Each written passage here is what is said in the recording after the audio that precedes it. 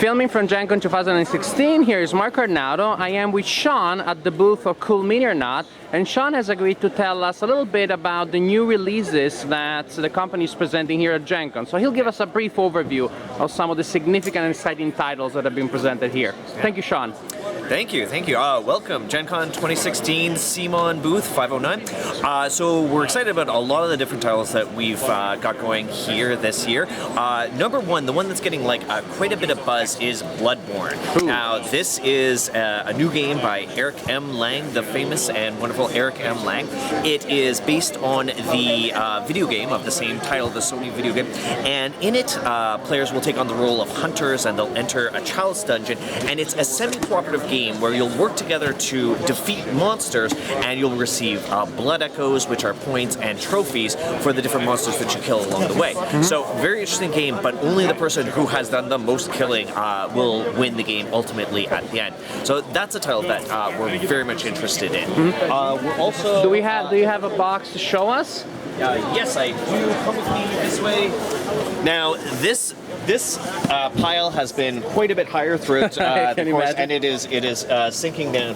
But and this is only day 2 of the convention for the people at home. Yeah, exactly. Now we'll be refilling it along the way, but it is it has been sinking quite a bit and quite quickly. So yeah. So I see 3 to 5 players, semi-co-op. Yep, about 30 to 50 minutes. Like with experienced players, it'll flow very, very quickly. Interesting simultaneous action selection. So when you go around 5 people, to me that's been important. Yeah, exactly. Like very, very quick turns. Excellent. So, very cool game. Easy. What do you think is the strongest element in this game? So the strongest element is being able to anticipate what your opponents are doing, or your semi-cooperative teammates at times. But because everybody's selecting how they're going to face a monster at the same time, it can come down to anticipating what they're going to do and what your best move is based on that, and even bluffing what you might do. There are cards that allow you to delay your action, so you can see what everybody else has selected, if they've selected to do battle or if they've selected to go into the hunter's dream. So throughout the course of going through the chalice dungeon, you will take damage from monsters just as much as you deal out the damage, and you've got a health meter that's going to be ticking down, and going into the hunter's dream allows you to take back all your action cards, refill your health 100%, and also bank your blood echoes so that they're not lost. So knowing when is the right time to do that, anticipating that, and anticipating when your opponents are going to do that, hugely important in this game. So very cool game. Next one I'd like to talk about is Creole, and luckily it's right here. This is an excellent game. This is a cooperative game. It's kind of, I like to call it the spiritual successor to the Grizzled.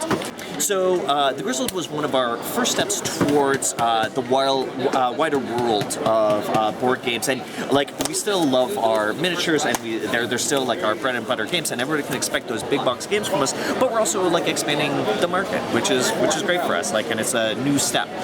So Creole is kind of the next step in that sort of idea. Now this game, it is a cooperative game where you play gods trying to develop a planet, and you're going to work together to play out nature cards, and there are 4 different levels of nature cards, and you're going to be working your way through those 4 different levels trying to actually create a planet. And you'll be playing element cards on them to develop to develop each of the different levels of the nature cards. Now, this one is complicated in that your communication is very limited. So you have energy tokens which you can spend to communicate in 3 different ways, and it's very tricky because everybody will select a card at the same time. So each round you have to know whether your card is going to play out there or whether it's going to be lost and discarded. So Can you see the back of the box? Maybe you get a sense of some of the components? Yeah, so it is largely card-based.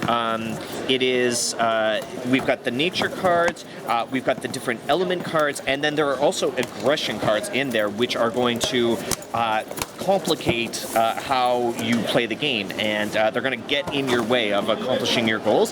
However, if you play them out at the right time, if you play them out with a little bit of luck, they might not affect you negatively at all. So it's all about communication and what you're trying to get across to your teammates. So Creole, very good game. Julian, the designer, is here, and he's running demos all week. So nice. That's great. Yeah. So the next one we want to talk about is Masks, and this is a fantastic game. The idea is that you're attending a ball at the new palace, and you play a family trying to get political power. So there is a lot of backstabbing, a lot of skullduggery that's going to be going on, and it's played through a series of dances, and each different dance there's going to be a bit of a draft at the start of it, and then you're going to play out the cards, and then there'll be awards, and you're trying to get political favor with a bunch of different factions.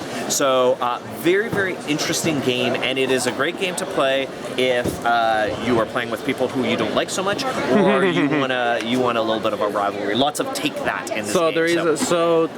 That wouldn't be like a good play with your spouse game, I guess. Also, probably doesn't play with two, right? No, it plays with two. It does. I mean, depending on your relationship with your spouse, but yes. So yeah, very interesting game. Short playtime, about 45 minutes, and 2 to 4 players. So Mask, one we're really interested in. Yeah, but I will not play with my wife unless I feel like sleeping on the couch. Yes, that is a wise decision. Unusual Suspects. We're getting a lot of buzz on Unusual Suspects. Now, this is a very interesting cooperative party game. So the idea of this game is that one player was the witness to a crime, and so there's going to be a grid laid out, which is the suspect lineup, and the witness is going to get a key card that tells them who in that lineup is the actual criminal.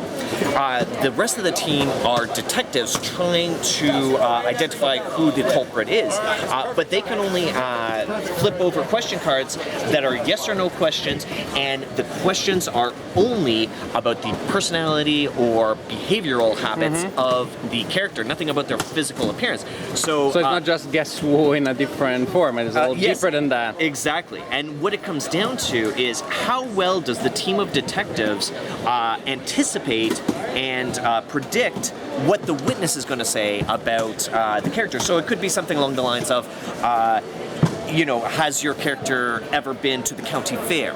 Or does your character believe in aliens? And whether they say yes or no to that, you want to eliminate suspects along the way. And the goal is to eliminate it down to the actual culprit. But as I say, it depends how well does the detective team interpret and anticipate what the witness is actually saying. This is the type of game that it's really fun because it promotes a lot of post-game discussion as to what they were thinking and how they got to that point. And of course the witness is trying to get them to guess the right answer too. The neat thing about Unusual Suspects is that I can take you over here.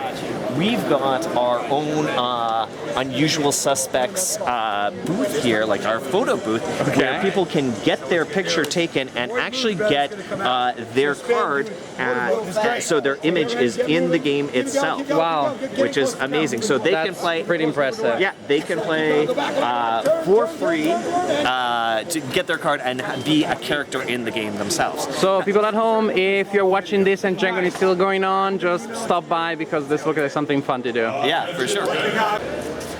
Then in the back you see the banner for Bloodborne that we've mentioned before, and now here we have another horror game. Another horror game, and of course by Eric M. Lang. I mean, the guy has a bit of a reputation. He's got like a dark streak through him. So the others, Seven Sins, is a horror-based board game. It's a one against many game where the idea is the Hell Club has brought in the Seven Sins to Earth, and they want to bring on the apocalypse. So one player will control one of the sins. So the base game comes with pride or sloth, and each of them have their own strengths and weaknesses and ways of attacking the players. And everybody else takes on a role as a faith team member. And that team is going to be working to save the city of Haven and also to stop the coming apocalypse. So very intense game. What's great about it is it's got a bit of storytelling element to it, because the game will unfold in front of you, and as you get deeper and deeper into it, the story will unfold and we'll get closer and closer to the apocalypse, or the players will be able to defeat the sin. What's great about this is it comes with 2 of the sins, and other sins will be available throughout time. Each one with, like I say, their own personality and their strengths and ways of attacking the player. So very, very interesting game, and like you can't go wrong with Eric Emling. Like the man has a brilliant mind for creating these sorts of titles. So very excited about this one. And I see a modular map, so I assume that this is kind of scenario based, and Yes. scenarios are linked in a campaign. Yes, absolutely. So each one is a different campaign. Each one's sort of like a standalone story, but they tell a story individually, and you can have a different experience every time you play the game. So lots of variability to it. There'll be lots of different faith team members that will become available as well. So the others like promises to have tons and tons of replayability. Yeah, so very excited about this one. Very exciting. Yeah. The last one I want to tell you about is one we're super, super excited about. It's Potion Explosion. Now, this is a game that is just visually stunning. So when people walk by a table seeing it play, they just think, I gotta play that game.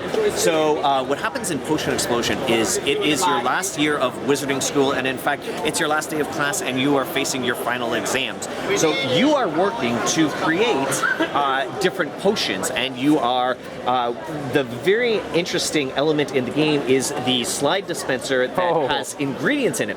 And what's gonna happen is on your turn, you're gonna pull out ingredients from the slide dispenser, and everything above that ingredient is gonna slide down, and you're gonna be completing the recipes for different potions, which are gonna give you points and also a special ability once completed. And the neat thing about the slide dispenser is when you take out an ingredient, everything slides down, and if 2 of the same ingredients smash together, that causes an explosion, which means you can take out all of the same color that are touching where that explosion occurred, and when you take those out, everything else slides down, and that could cause another explosion, which you then take out, which could cause another explosion. So you can chain together some really awesome... So it is a good thing to make them explode.